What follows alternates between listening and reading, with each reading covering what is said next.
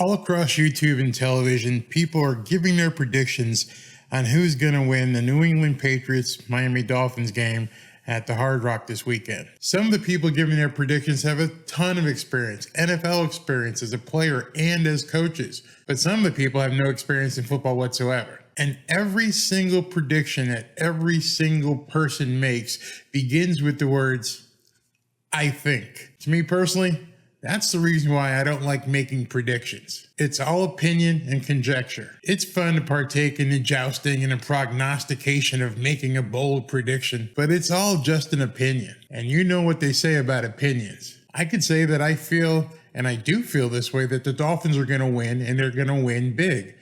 But it's merely an educated guess. And yes, I just said I think. But I'm not even sure how much of an educated guess it really is.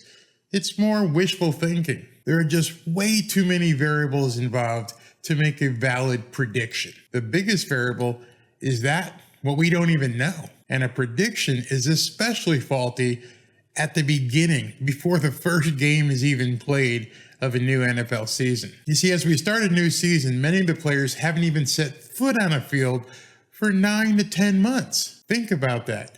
Many of the players on the Miami Dolphins and on the New England Patriots and throughout the league haven't played under game conditions in at least 9 months. And then you want to add to that, especially with the Dolphins, with a plethora, a whole lot of new players and a new head coach. Look at what happened to the Rams last night. Some of the biggest names in broadcasting and in the NFL all picked the Rams to win. Those predictions were really wrong, but it's not their fault. Let me tell you why. You see, the last time we saw Matthew Stafford and Aaron Donald on a football field, they looked absolutely superhuman in winning the Super Bowl. And last night, they looked like neither one of them should have even been starting. Matthew Stafford was shockingly bad. Will he look like that in a few weeks? I doubt it. But last night, the Super Bowl champs looked like the Super Bowl chumps. How many people could possibly have predicted that? Did you see Jalen Ramsey? He didn't look like he knew at all what was going on. You see, what a team looks like on paper doesn't always equate to what they're going to do on a field, especially in the opening game. And then add in all the protection and shielding that the big-time players get in the preseason. It seems like they all get red jerseys. Many of them never take the field. They do light contact. They're not really ready for game time situations. Here's a fact for you. There is no substitution. There is no simulation for game level play.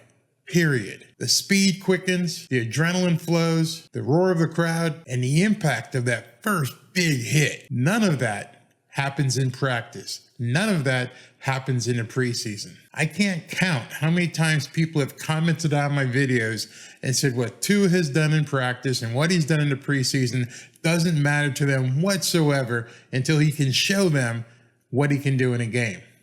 And unfortunately, they're right. More on that tomorrow, though. But we do have some factors that give Dolphins fans a ray of hope and high expectations. But until that first snap and that final whistle, none of us will really know. People who do previews and predictions of NFL games are doing it merely for fun. If I knew for sure, and if I had that Marty McFly comic book that already told me what was going to happen on Sunday, I'd empty the bank account, head down to the Hard Rock, put it all down on the Dolphins, and you'd see me making my next video from Bora Bora. But I don't know what's going to happen.